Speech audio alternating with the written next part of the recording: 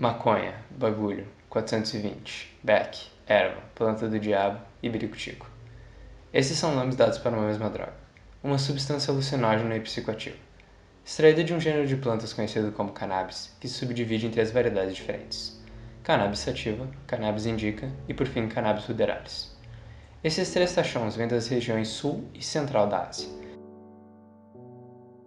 tendo até registros de que eles crescem como ervas daninhas na região dos Himalaias. Por mais que a biologia envolvendo essa droga seja interessante, as discussões mais vitais e urgentes que a rodeiam são de cunho político e social. Isso se dá porque, como antes dito, a maconha é uma droga.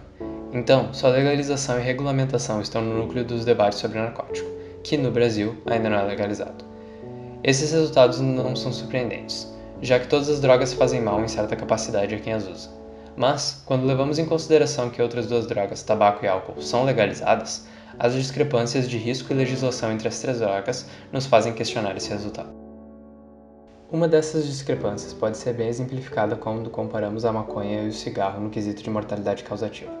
O cigarro mata, segundo a WHO, aproximadamente 8 milhões de pessoas por ano, sendo 15% das mortes de não fumantes expostas à fumaça do cigarro. Não sabemos com precisão quantas pessoas morrem por causa da maconha por ano, pois, na maioria dos países, ela é ilegal e restrita, dificultando a pesquisa. Mesmo assim, é seguro dizer que a maconha é muito mais segura que o tabaco e álcool, devido à impossibilidade de ter uma overdose por causa da droga e também porque ela não é diretamente ligada a nenhuma doença fatal. A segurança de consumo da maconha foi exemplificada por um estudo, no qual foram comparados a dose efetiva e letal de várias drogas. Essa comparação foi feita por meio de um fator de segurança, que é a razão entre a dose efetiva e letal. Um fator de segurança de 3, por exemplo, nos diz que para obtermos uma dose letal, precisaremos multiplicar uma dose efetiva por 3. Se o fator fosse 100, seria necessário uma dose 100 vezes maior do que a efetiva para matar um indivíduo, e assim por diante. O estudo concluiu que o álcool, em forma de etanol puro, tem um fator de segurança de 10. A nicotina, que é uma substância viciante do cigarro, apresenta um fator de segurança de 50.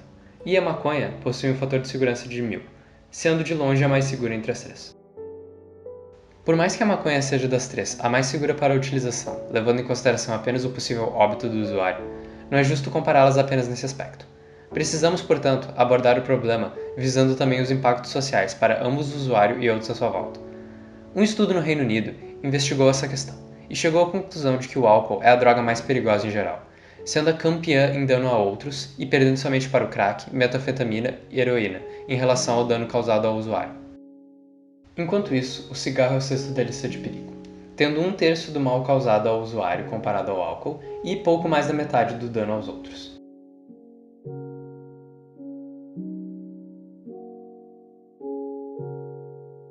A maconha está 2 posições abaixo, sendo a 8ª, e tendo ambos os riscos menores do que os respectivos das outras 2 drogas, sendo então a mais segura nesses aspectos. Além de tudo isso, pesquisas também mostram que das 3, a maconha tem o menor nível de dependência química, sendo comparável com o nível da cafeína. Por mais que em geral a maconha seja das 3 a mais segura, seria insensato não reconhecer seus lados nocivos. Um deles, por exemplo, é o caráter prejudicial que a maconha tem ao cérebro em desenvolvimento. Já foi apontado que o uso da droga por adolescentes mostra resultados parecidos com o de adultos que foram muito mais expostos. Outro assim, o uso da maconha em testes de memória e aprendizado verbal causa um impacto negativo maior do que o do álcool. O impacto desproporcional causado a menores inicialmente parece um bom motivo para criminalizar a droga. Entretanto, essa linha de pensamento está equivocada, pois quando proibimos uma droga, devido à lei da oferta e demanda, ela não para de ser comercializada. O comércio apenas torna-se clandestino. Como consequência direta desse comércio ilícito, temos a perda de controles de ambos a substância e público, não podendo regular a composição dessa droga nem para quem ela é vendida. Portanto, se uma droga é legalizada, ela pode ser regulada quimicamente e também socialmente.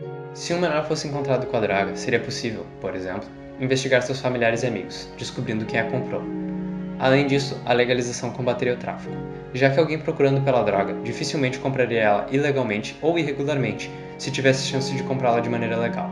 Assim, os traficantes seriam forçados a parar de vender drogas ou a baixar seus preços, pois teriam que competir com o comércio legal, o que tiraria dinheiro do tráfico, podendo colocar em bom uso, como, por exemplo, em clínicas de reabilitação para ex-usuários.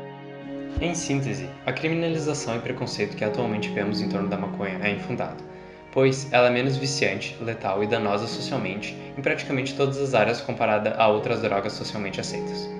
Isso nos faz refletir e, por fim, perguntar: o que quem fez essa lei estava fumando quando decidiu que nós não poderíamos?